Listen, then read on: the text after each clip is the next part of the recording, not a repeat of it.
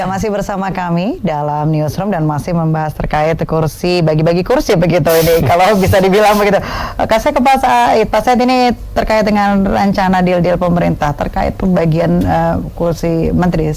Proporsionalnya harusnya seperti apa sih? Begini ya, yang pertama kan saya selalu jauh-jauh hari mengatakan bahwa pembagian kursi kepada kursi kabinet ya, menteri itu kepada para partai politik yang mengusulkan, yang mengusung, yang berjuang untuk calon presiden terpilih, sesuatu yang sangat wajar.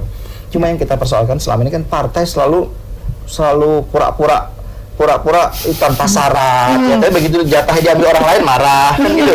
Kami mendukung tanpa syarat, tapi begitu jatah kursinya kurang, nanti tersinggung gitu. Itu nggak jujur sama rakyat. Saya kira rakyat harus dididik bahwa itu hal yang biasa saja. Bahwa kemudian orang bilang politik dagang sapi dan sebagainya, tentu itu kan tidak eksplisit begitu. Mereka yang akan ditempatkan sebagai menteri juga sudah diperhitungkan mereka punya kapabilitas untuk memiliki posisi itu. Sekarang dari jumlah menteri yang tersedia itu kan nanti misalnya dialokasikan untuk PDIP sekian, Golkar sekian dan sebagainya. Itu Pak Jokowi ya, menurut saya memang betul-betul harus mengutamakan partai pengusungnya, gitu, daripada partai yang baru muncul belakangan. Misalnya Golkar. Tadi Pak Jerry mengatakan, nah itu kan kalau Gerindra jadi nggak konsisten, walaupun Golkar juga pernah nggak konsisten. Dulu kan Golkar mendukung Pak Prabowo di tengah jalan ketika kalah 2014 masuk ke dalam kubu Jokowi JK. Saat itu Golkar masuk juga sama muncul partai yang dulu mengusung Jokowi JK 2014 bilang ini Golkar masuk di tengah, jangan sampai ngurangin jatah kursi kita dong. Kira-kira itu juga yang dirasakan Golkar sekarang ketika Gerindra masuk gitu. Nah, oleh sebab itu menurut saya Pak Jokowi memang betul-betul harus memperhitungkan, tidak bisa tidak ya, mereka yang sudah berjuang itu harus dialokasikan. Nah, bahwa kemudian partai itu menempatkan kader-kadernya itu memang bagian sebetulnya implementasi dari apa yang diatur dalam undang-undang partai politik. Salah satu fungsi partai politik itu kan rekrutmen politik, menghasilkan pemimpin-pemimpin politik, menteri pemimpin politik. Nah, maka dia harus disalurkan itu. Bagaimana partai berjuang, dia juga harus diberikan kekuasaan di setiap departemen kementerian itu untuk mengelola pemerintahan ini ya kan, sebagai bagian dari fungsi partai politik tadi. Nah, cuma bagaimana dengan unsur yang non parpol? Nah, ini yang saya kira menjadi menarik kalau kita lihat nanti background dari orang-orang ini. Dianggap dia bukan orang parpol, dia profesional. Oke, kita bisa bilang begitu, banyak menteri-menteri di era Pak Jokowi JK juga yang disebut profesional. Tapi sebetulnya di belakang itu menteri-menteri yang profesional ini juga di-endorse oleh partai-partai tertentu. Misalnya ada partai X dapat 3 kursi. Boleh jadi sesungguhnya dia dapat 5 kursi, yang 2 ini lewat jalur profesional. Bukan bagian dari partai itu. Nah, ini yang menurut saya harus fair ya, jangan sampai hanya mengandalkan yang profesional, padahal nanti ada partai yang kursinya lebih kecil, umpama dari Golkar, akhirnya yang profesional lebih banyak dapatnya daripada Golkar, itu kan nggak fair, misalnya begitu ya. Nah, yang begini-begini menurut saya jangan sampai salah hitung agar koalisi yang dibangun ini tidak mudah retak atau cepat layu ya di tengah jalan. Apalagi tadi disinggung oleh Mbak Tiara, ada kaitan misalnya ke posisi paket pemilihan pimpinan MPR.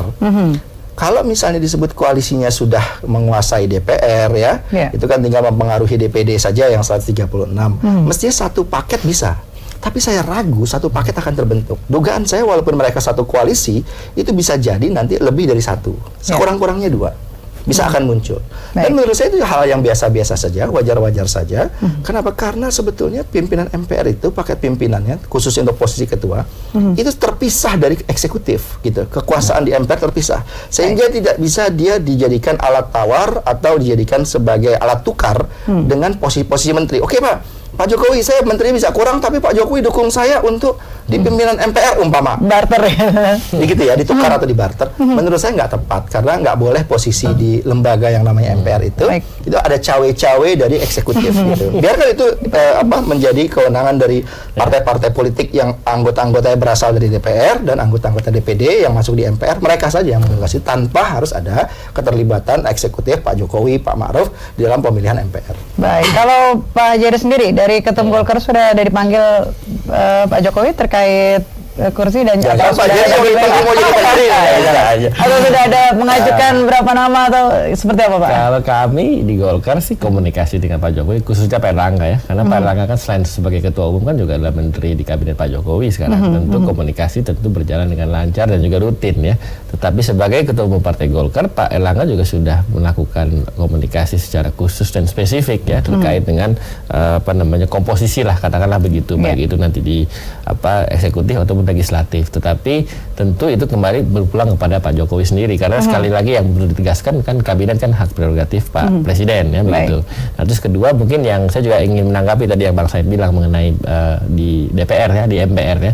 Di parlemen itu memang betul tidak bisa dibilang bahwa oke, eksekutif bisa mempengaruhi legislatif atau mungkin kursi di eksekutif sekian, nanti di MPR atau DPR sekian, karena sekali lagi kan pemisahan kekuasaan yang kita anut ya antara legislatif, eksekutif dan legislatif kan terpisah ya. Artinya ya tidak bisa saling intervensi, dan kedua pemilihan ketua MPR ataupun ketua DPR itu kan tidak dipilih oleh eksekutif tetapi oleh anggota parlemen ya.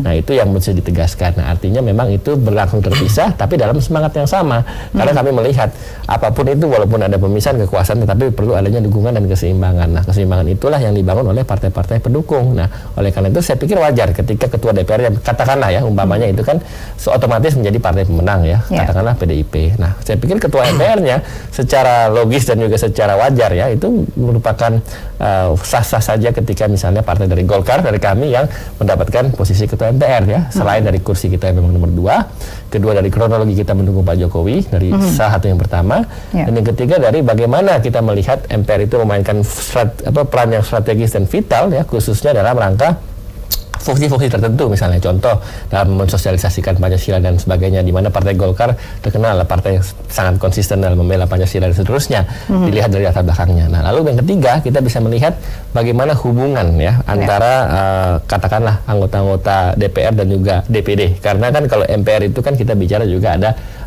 unsur DPD-nya ya. Selama ini kita melihat bahwa Partai Golkar melalui anggota-anggota DPR-nya di fraksi dan juga di fraksi DPR maupun MPR sudah melakukan komunikasi juga dengan teman-teman kami di DPD. Nah, artinya itu semua ya yang konkretnya ketua DPR ya, ketua DPR kita konsisten. Nah, saya pikir kepada partai pemenang. Begini, paket itu ya sebetulnya kalau saya bilang tadi misalnya bisa lebih dari satu. Sebenarnya jangan dibayangkan misalnya begini, Golkar ada di paket A umpama paketnya ada 2 umpama ya. Jangan dibayangkan ketika yang menang paket B, Golkar kemudian nggak dapat apa-apa di pimpinan MPR. Nggak begitu. Bisa juga misalnya di paket A itu calon ketuanya itu dari Golkar umpama. Terus kemudian yang dari B, Golkar tuh masuk hanya jadi wakil. Bisa juga. Itu kan pernah juga terjadi. Kita 2014 ya unsur DPD itu dia ada di paket A, ada di paket B. Gitu. Cuman posisinya aja yang berubah. Sehingga menurut saya yang kayak begini-begini itu nggak usah kita harus memaksakan harus satu paket gitu. Jadi kenapa? Karena dalam bunyi undang-undang itu ya yang digunakan itu istilahnya itu adalah pemilihan. Gitu. Klausul pemilihan itu nggak bisa satu dia sebetulnya. Gitu. Lebih dari satu gitu. Dibuka ruang untuk itu. Dan kemudian mau ada musyawarah mau mufakat ada satu ya boleh-boleh juga gitu. Tapi kalau kita lihat kondisi hari ini PKB kepingin juga, gitu kan? Golkar juga ya malu-malu Pak Mas Jerry sebenarnya arahnya ke sana juga gitu ya. Dan sah-sah saja. Tapi berarti sudah ada mengajukan berapa nama begitu ya Pak? Kalau soal pengajuan tentu ya saya pikir tidak hanya Golkar tapi seluruh partai, baik bahkan Gerindra pun juga katanya saya dengar ya menginjaunya posisi ketua MPR bahkan juga ketua DPR. Saya pikir sah-sah saja dan itu merupakan bagian dari implementasi politik yang kita anggap. Baik, kami harus jeda sejenak, pemirsa jangan kemana-mana, tetap bersama kami di Newsroom.